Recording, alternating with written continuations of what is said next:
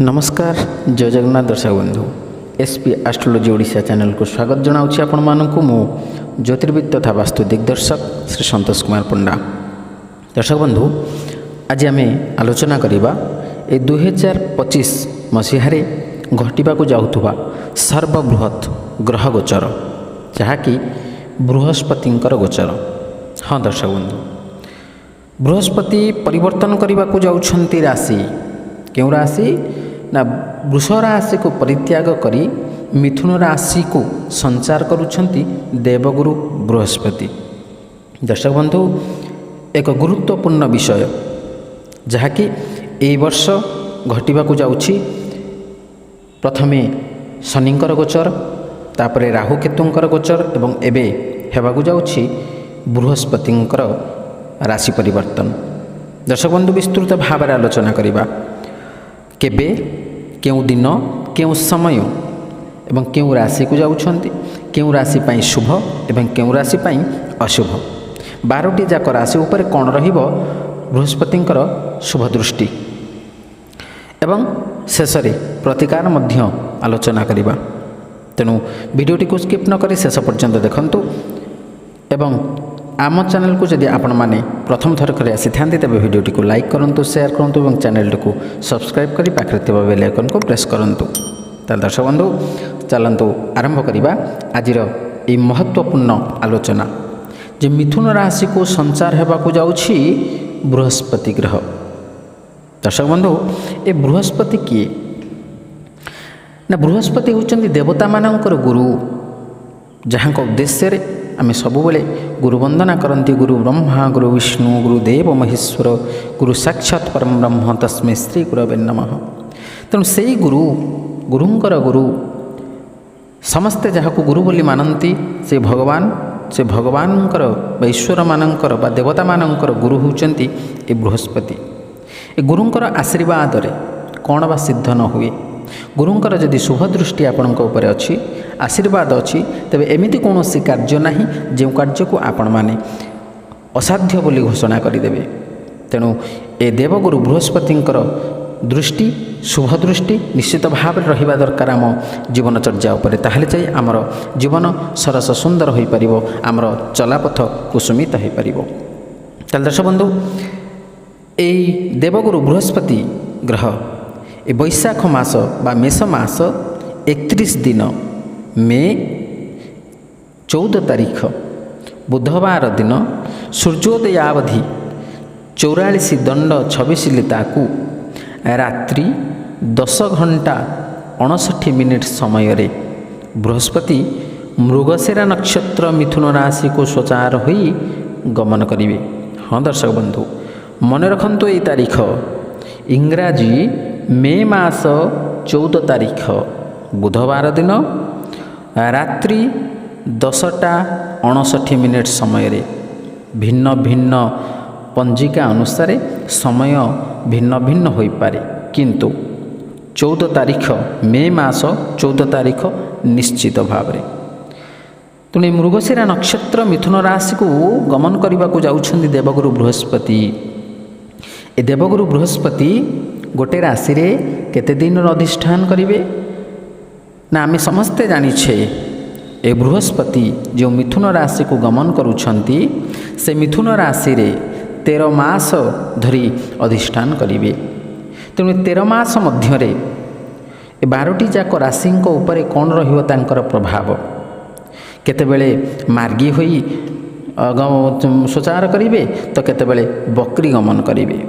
तेणु ए समय मध्य 13 मास भितर बृहस्पति केउ केउ राशि मानक देवे शुभ फल आ केउ केउ राशि को देवे अशुभ फल निश्चित भाव में आम विचार करवा। किंतु ता पूर्व आपण जदि आपणक पई बृहस्पति शुभ ताले केउ क्षेत्र रे केउ दिगरे आपण को बृहस्पति शुभ फल प्रदान करिवे। जदि बृहस्पति आपणक पई अशुभ तेबे केउ क्षेत्र रे आपणक अशुभ फल देवे ताहा जानिबा पई हेले आमे ए बृहस्पतिंकर कारकता विषय रे सामान्य धारणा रखिबा दरकार। ए बृहस्पति होचंती धन धान्यर कारक विद्या बुद्धिर कारक जस कीर्तिर कारक एवं आध्यात्मिकतावादीर कारक विद्यार कारक शरीर पुष्टि ज्ञान आराम उत्तम क्षेत्र सुख पुत्र ब्राह्मण जाति रौप्य धातु ऐशान्य कोण मरण मंत्रणा शक्ति पीतवर्ण पट्टवस्त्र तर्कशास्त्र कारक शरीर संबंध में जदि आलोचना करवा तेरे फुसफुस रक्तवाहिका दक्षिण हस्तर कारक एवं रोग संबंध में काश श्वास कंठवेदना तालु रोग यकृत संन्यास श्लेष्माजनित रोगर कारक होउचंदी बृहस्पति। जदि बृहस्पति शुभ तेबे एई क्षेत्र में आपण शुभ फल प्राप्त करेंगे। जदि बृहस्पति आपणक राशि पाई अशुभ तेबे एई सब क्षेत्र में आपण अशुभ फल प्राप्त करेंगे। दर्शक बंधु ये जो बृहस्पतिंकर संचार बा बृहस्पतिंकर जो राशि परिवर्तन करुछंती ए बृहस्पति वृष राशि को परित्याग करी मिथुन राशि को संचार करुछंती। ए मिथुन राशि रे 13 मास अधिष्ठान करेंगे। ए 13 मास भितरे केउ राशि पाई बृहस्पति केते संख्यक केमिति आमे गणना करिबा ए गोचर गणना विषय रे सामान्य रूप रे टिके धारणा आपण माने रखिथांतु ध्यान देई सुनंतु। बृहस्पति जो राशि रे अधिष्ठान करिथिबे मन करंतु मे 14 तारीख रे बृहस्पति मिथुन राशि को गमन करुछन अर्थात बृहस्पति मिथुन राशि रे अछंती। केमिति गणना करिवे आपणक राशि पई बृहस्पति केते संख्यक केउ बृहस्पति मने करंतु आपणकर राशि होउछि मेष राशि।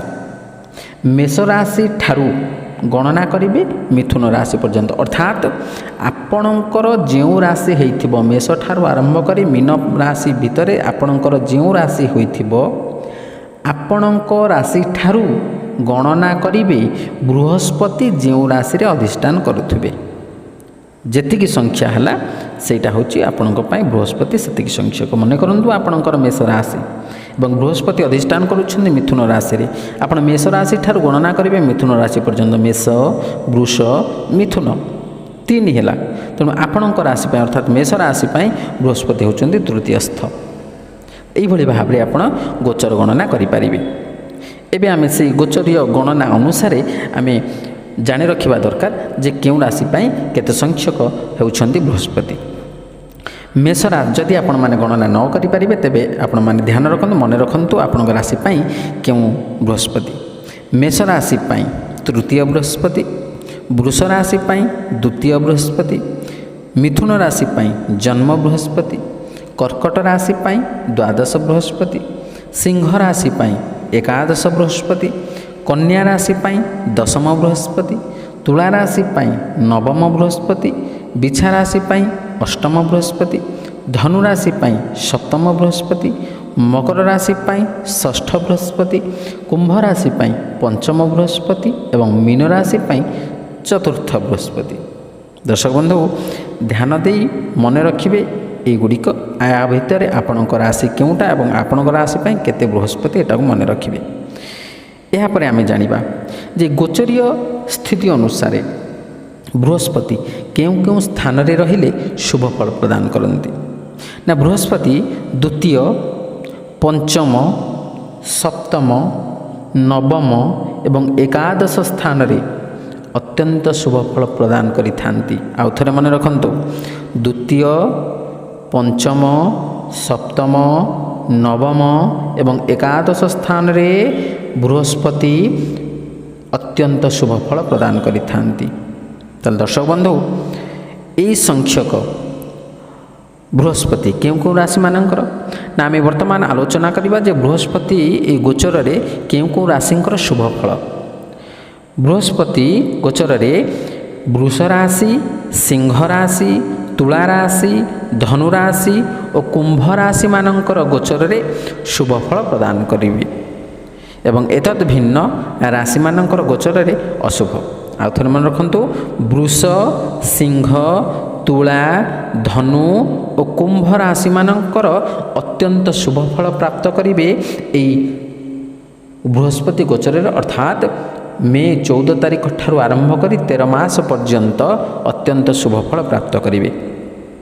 केउ केउ क्षेत्र में आम आलोचना कले बृहस्पति कारक विषय से कारक जो क्षेत्र में जो सब कारकता अच्छी से तारी उपरे शुभ फल प्राप्त करेंगे अन्यत्र अशुभ फल। किंतु ए बृहस्पति चलन समय ଚନ୍ଦ୍ର ଶୁଭାଶୁଭର ଏକ ବିଚାର କରାଯାଏ। ଏ ଚନ୍ଦ୍ର ଶୁଭତ୍ୱ କାରଣରୁ ଆମେ ଆଉ ଏକ ମତ ଅନୁସାରେ ଅର୍ଥାତ୍ ଯାଦୁର୍ଶ ନୀତି ବାକ୍ୟ ଅନୁସାରେ ମଧ୍ୟ ଆମେ ଆଲୋଚନା କରିପାରିବା। ଯେଉଁ ବୃହସ୍ପତି ଗୋଚରରେ ବୃଷ, ସିଂହ, ଧନୁ ରାଶିର ଚନ୍ଦ୍ର ଶୁଦ୍ଧି ଓ ଗୋଚରରେ ଶୁଭ ହେତୁ ଅତ୍ୟନ୍ତ ଶୁଭ ଫଳ। ତୁଳା ଓ କୁମ୍ଭ ରାଶିର ଗୋଚରରେ ଶୁଭ ଓ ଚନ୍ଦ୍ର ଅଶୁଭ ହେତୁ ମଧ୍ୟମ ଶୁଭ ଫଳ। ମିଥୁନ, କନ୍ୟା, ବିଛା, ମକର ରାଶିର ଚନ୍ଦ୍ର ଶୁଭ ଓ ଗୋଚରରେ ଅଶୁଭ ହେତୁ ସମଫଳ ପ୍ରାପ୍ତ କରିବେ। ମିଥୁନ, କନ୍ୟା, ବିଛା, ମକର ରାଶିର ଚନ୍ଦ୍ର ଶୁଭ ଗୋଚରରେ ଅଶୁଭ ହେତୁ ମଧ୍ୟ ସମଫଳ ପ୍ରାପ୍ତ କରିବେ। ମେଷ, କର୍କଟ, ମୀନ ରାଶିର ଗୋଚରରେ ଶୁଭ ଓ ଚନ୍ଦ୍ର ଅଶୁଭ ହେତୁ ଅତି ଅଶୁଭ ଫଳ ଏମାନେ ପ୍ରାପ୍ତ କରିବେ। ଦର୍ଶକ ବନ୍ଧୁ, ଏଇ ଯେଉଁ ଗୋଚର ସମୟରେ କେଉଁ ରାଶିମାନେ ଶୁଭ ଫଳ ପ୍ରାପ୍ତ କରିବେ ଏବଂ ଯେଉଁ ଶୁଭ ଫଳ କେଉଁ କ୍ଷେତ୍ରରେ, ଶାସ୍ତ୍ର କହେ ଭୟଂ ଜନ୍ମ ନାର୍ଯ୍ୟୋ ଜନୟତି ଧନସୋ ଅର୍ଥମତୁଳମ୍ ତୃତୀୟ ଅଙ୍ଗେ କ୍ଲେଶಂ ଦିଶତି ଚତୁର୍ଥେ ଅର୍ଥ ବିଷମମ୍ ଶୁଭಂ ପୁତ୍ରସ୍ଥାନେ ଅଶୁଭମପି চ କୁର୍ଯାଦରି ଗୃହେ ଦ୍ୟୁନେ ବୁଭୃତ୍ ପୂଜାಂ ଧନ ନିଚୟନାଶଂ চ ନିଧନେ ଧର୍ମଗତୋ ଧନବୃଦ୍ଧି କରସ୍ୟାତ୍ ପ୍ରୀତି ହରୋ ଦଶମେ ଅମର ପୂଜ୍ୟଃ ସ୍ଥାନ ଧନାଦି ଦଦାତି ସଚାଏ ଦ୍ୱାଦଶ ଗସ୍ତଦମାନ ସପୀଡ଼ାକୃତ। ଅର୍ଥାତ୍ ବୃହସ୍ପତି କେଉଁ ସ୍ଥାନରେ ନା ବୃହସ୍ପତି ଯଦି ଜନ୍ମ ରାଶିରେ ରହିବ ତେବେ ଭୟ ସୃଷ୍ଟି କରିବ। ଦ୍ୱିତୀୟ ସ୍ଥାନରେ ଧନଧାନ୍ୟ ଲାଭ କରାଇବେ। ତୃତୀୟରେ ବିଭିନ୍ନ କ୍ଷେତ୍ରରେ ଶରୀର ପୀଡ଼ା। ଚତୁର୍ଥରେ ଧନହାନି ଓ ଅପ୍ରିୟତା ବୃଦ୍ଧି। ପଞ୍ଚମ ସ୍ଥାନରେ ଯଦି ବୃହସ୍ପତି ଅଧିଷ୍ଠାନ କରନ୍ତି ତେବେ ଧନ ସମ୍ପଦ ଓ ସୁଖ ଲାଭ। ଷଷ୍ଠ ସ୍ଥାନରେ ରହିଲେ ଅଶୁଭ ଓ ଶତ୍ରୁ ବୃଦ୍ଧି ଏବଂ ପେଟ ରୋଗ ଜନିତ ସମସ୍ୟାରେ ଆପଣମାନେ ପୀଡ଼ିତ ହୋଇପାରନ୍ତି। ସପ୍ତମ ସ୍ଥାନରେ ରହିଲେ ରାଜପୂଜା, ସମ୍ମାନ ଓ ପ୍ରୀତିଲାଭ ଘଟିବ। ଅଷ୍ଟମ ସ୍ଥାନରେ ରହିଲେ ଧନ ଓ ସ୍ୱାସ୍ଥ୍ୟ ହାନି ଘଟିବ। ବିଭିନ୍ନ ସମସ୍ୟା ଜନିତ ଆପଣଙ୍କର ସ୍ୱାସ୍ଥ୍ୟରେ ଅବନତି ଦେଖାଦେବ। ନବମ ସ୍ଥାନରେ ଧନଲାଭ ଓ ଧର୍ମକାର୍ଯ୍ୟ ପ୍ରତି ଆକୃଷ୍ଟ ରହିବେ, ମନ ବଢ଼ାଇବେ। ଦଶମ ସ୍ଥାନରେ ବୃହସ୍ପତି ରହିଲେ ପ୍ରୀତିହାନି ବା ପ୍ରଣୟଭଙ୍ଗ ଦୋଷ ଲାଗିବ। ଏକାଦଶରେ ଅତ୍ୟନ୍ତ ଶୁଭଫଳ ସ୍ଥାନ ଓ ଧନପ୍ରାପ୍ତି, ଧନପ୍ରାପ୍ତି ଏବଂ ଆପଣଙ୍କର ଅନେକ ଦିନ ଧରି ରହିଥିବା ମନସ୍କାମନାର ପୂର୍ତ୍ତି ଘଟିବ ଏବଂ ଯାହା କିଛି ଆପଣଙ୍କର ମନୋବାଞ୍ଛା ତାହା ମଧ୍ୟ ପୂରଣ ହେବ। ଦ୍ୱାଦଶରେ ଶାରୀରିକ ଓ ମାନସିକ ପୀଡ଼ା ଏବଂ ବ୍ୟୟ ବୃଦ୍ଧି ଘଟିବ, ଅଯଥା ଖର୍ଚ୍ଚ ହେବ। ଆପଣଙ୍କର ବିଭିନ୍ନ ପ୍ରକାର କ୍ଷେତ୍ରରେ ବିଭିନ୍ନ ପ୍ରକାର ସମସ୍ୟା ନେଇ ଆପଣ ଅର୍ଥ ବ୍ୟୟ କରିବେ ଅଯଥା। ଦର୍ଶକ ବନ୍ଧୁ, ଏହିସବୁ କ୍ଷେତ୍ରରେ ବା ଏହିସବୁ ସ୍ଥାନରେ ବୃହସ୍ପତି ରହିଲେ ଏସବୁ ଫଳ ଆପଣ ପ୍ରାପ୍ତ କରିବେ। ତେବେ ଆମେ ସାରାଂଶ ଭାବରେ ଜାଣିଲେ ଯେ କେଉଁ କେଉଁ ରାଶି ନା ବୃଷ, ସିଂହ, ତୁଳା, ଧନୁ ଓ କୁମ୍ଭ ରାଶିମାନଙ୍କର ଗୋଚରରେ ନିଶ୍ଚିତ ଭାବରେ ଶୁଭଫଳ ପ୍ରାପ୍ତ କରିବେ। ଏହି ରାଶିମାନେ ଧନଧାନ୍ୟ ବୃଦ୍ଧି ଘଟିବ, ଯଶ କୀର୍ତ୍ତି ପ୍ରାପ୍ତ କରିବେ ଏବଂ ସମାଜରେ ସଂସାରରେ ପ୍ରତିଷ୍ଠା ଲାଭ କରାଇବେ ଏବଂ ବିଦ୍ୟା କ୍ଷେତ୍ରରେ ଯଦି ଆପଣମାନେ ଥିବେ ତାହେଲେ ନିଶ୍ଚିତ ଭାବରେ ଆପଣଙ୍କର ବିଦ୍ୟା ବୃଦ୍ଧି ଘଟିବ ଏବଂ ଆପଣ ଯେକୌଣସି ପ୍ରକାରର ପରୀକ୍ଷା ଦେବେ ସେଥିରେ ମଧ୍ୟ କୃତକାର୍ଯ୍ୟ ହେବେ ଏବଂ ଆଧ୍ୟାତ୍ମିକତା କ୍ଷେତ୍ରରେ ଆପଣଙ୍କର ମନ ନିଶ୍ଚିତ ଭାବରେ ବୃଦ୍ଧି ପାଇବ, ଆଗ୍ରହ ବଢ଼ିବ ଏବଂ ଯଦି ଆପଣ ବ୍ୟବସାୟ ବାଣିଜ୍ୟ କରୁଛନ୍ତି ତେବେ ସେଥିରେ ମଧ୍ୟ ଆପଣ ଉନ୍ନତି କରିବେ। ଯଦି ଆପଣ ସେୟାର ହୋଇ ବିଜନେସ୍ କରୁଛନ୍ତି ତେବେ ସେଥିରେ ମଧ୍ୟ ଆପଣଙ୍କର ପାର୍ଟନରଙ୍କର ସମ୍ପୂର୍ଣ୍ଣ ସହାୟତା ଆପଣଙ୍କୁ ମିଳିବ। ଯଦି ଆପଣମାନେ ସେୟାର ମାର୍କେଟରେ ଅର୍ଥ ବିନିଯୋଗ କରୁଛନ୍ତି ତେବେ ମଧ୍ୟ ଏ ସମୟ ମଧ୍ୟରେ ଆପଣ ଭଲ ରକମର ଲାଭ ମଧ୍ୟ ଆପଣ ପ୍ରାପ୍ତ କରିପାରିବେ ଏବଂ ପ୍ରତ୍ୟେକ କ୍ଷେତ୍ରରେ ଆପଣଙ୍କର ଶୁଭଫଳ ପ୍ରାପ୍ତ କରିବେ।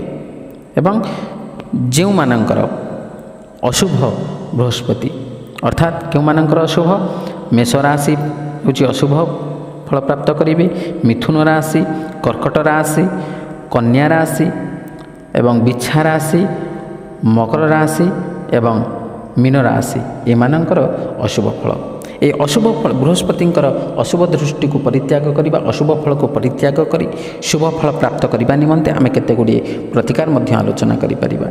से प्रतिकार गुड़िक होछि आपण शास्त्र कहे शर्करा रजनी तुरंग मंच पीतधान्यम अति पीतांबरम पद्मरागम लवणम च प्रीतये सुरगुरु प्रदीयताम। अर्थात बृहस्पतिंकर अशुभ गोचर फलहानि निमंते चलन समय गुड़ हलदी गुंड अश्व हलदिया धान हलदिया लुगा पद्मरागमणि और समुद्र लवण ए मध्यरु प्राप्त द्रव्य स्वभक्ति दक्षिणा सहित जदि ग्रह ब्राह्मण को दान करिबा विधेय और शुभ समय रे संगृहित ब्रह्मज्येष्ठी ब्राह्मण झाटियार मूल को चेर को निजर नाम और गोत्र रे बृहस्पति मंत्र रे अभिमंत्रित पूर्वक 108 आहुति घृत होम कराई पुरुष व्यक्ति दक्षिण हाथ रे बा बाहुरे और नारी माने बाम बाहुरे धारण कले निश्चित भाव में आपण शुभ फल प्राप्त करिवे। दर्शक बंधु ये अशुभ बृहस्पति थिबा पर्यंत हलदिया रंगर वस्त्र आभरण व्यवहार कले मध्य शुभ फल आपण प्राप्त करिवे किंबा श्री जगन्नाथंकर पूजार्चना और विष्णु मंत्र जप करणीय। प्रत्येक दिन स्नान परे आपण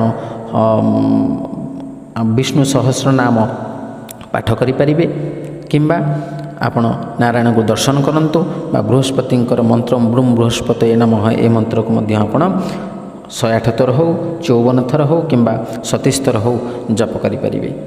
यह करने द्वारा देखिए निश्चित भाव में आपण बृहस्पतिंकर अशुभ दृष्टि को परित्याग करी शुभ फल प्राप्त करिपारिबे। तो दर्शक बंधु आज तो आम आलोचना कले बृहस्पतिंकर गोचर विषय में विस्तृत भाव में आशा करी भिडियोटी भल लगी जदि भल लगी तो भिडियोटी को लाइक करूँ शेयर करूँ और आपंकर सुचिंतित मतामत देवाक जमा भूलुनि। आज विदाय दिंतु रही नमस्कार जय जगन्नाथ।